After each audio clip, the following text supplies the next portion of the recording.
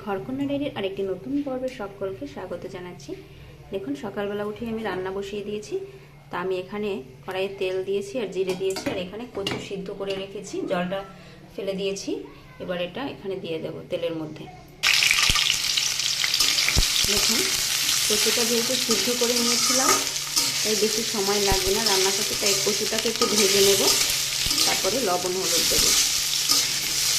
আজকে সকালবেলা রান্না হচ্ছে এই যে বাদাম ভর্তা, ভাত হয়ে গিয়েছে, ভাত গড় দিয়ে দিয়েছি, আর কচু রান্না করছি। এটা হচ্ছে পানি কচু।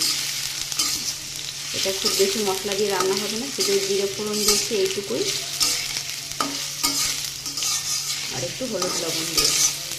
যারা কম মশলায় খাবার খেতে পছন্দ করেন তারা এভাবে করে খাবেন।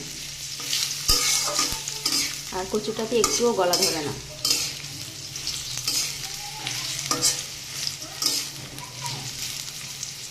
অনেকেই আছেন ঝাল মশলা খেতে পারেন না, খেলে সমস্যা হয়, তারা এইভাবে করে খাবেন। এটাও কিন্তু খেতে বেশ ভালো লাগে, কিন্তু কচুটা একটু বেশ ভালো করে ভাজতে হবে। দেখুন, কচুটা একটু লালচে করে ভেজে নিয়েছি। এবারে দিয়ে দিচ্ছি লবণ আর হলুদ দিয়ে দেবো।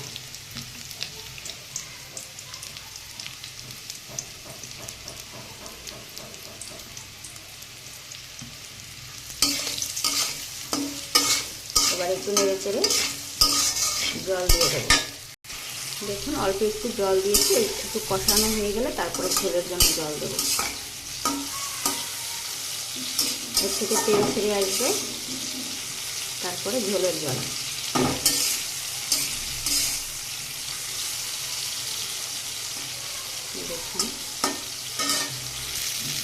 দেখুন কচুটা কিন্তু বেশ ভালো করে কষানো হয়ে গিয়েছে।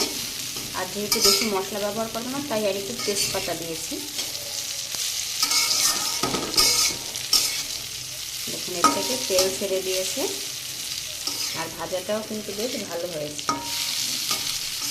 একদম পনিরের মতো লাগছে দেখতে।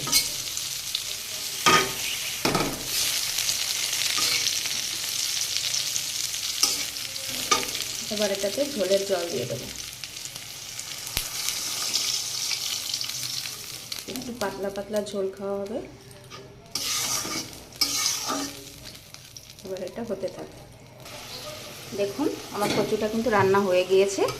আর এই যে ধনিয়া পাতা আমার ব্যালকনিতে টবে লাগিয়েছিলাম, ওখান থেকে কিছু ধনিয়া পাতা এনে তরকারিতে দিয়ে দিলাম। তা আমার এই তরকারি রান্না কেমন হলো, কচুর তরকারি, যদি ভালো লাগে কমেন্ট করে জানাবেন। আর ভিডিওটি ভালো লাগলে চ্যানেলটি লাইক, সাবস্ক্রাইব, শেয়ার করে দিবেন। অনেকেই আছেন বয়স্ক মানুষ যারা ঝাল মশলা খেতে পারেন না, এইভাবে হালকা পাতলা করে রান্না করে খাবেন, তাতে কোনো সমস্যা হবে না। তা আজকে এই পর্যন্তই, নমস্কার। আর এই যে এইদিকে হচ্ছে বাদাম বাটা, একটা মরিচ দিয়ে একটা মরিচ ছাড়া, এরকম করে আজকে সকালবেলা বাদাম ভর্তা আর কচু রান্না।